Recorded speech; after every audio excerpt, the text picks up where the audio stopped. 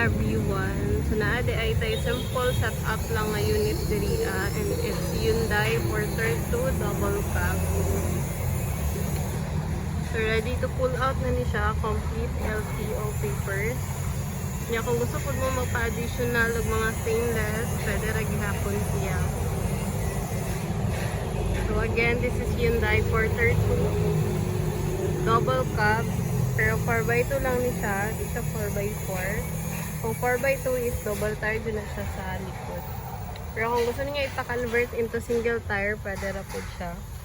Makina ani SD4CB timing chain. Cargo box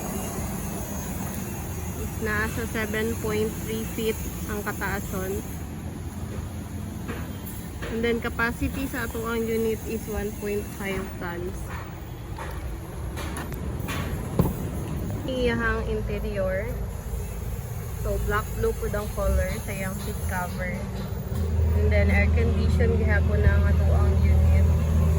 Power window pero sa tubangan lang. And then functional na ang ato ang stereo o mga speaker. So manual ang ato ang transmission.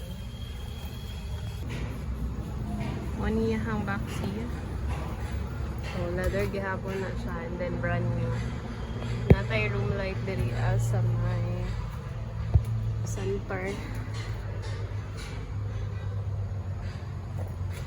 So kung interested mo ani nga kunin niyo sa number na ko ang gibutang diri sa screen.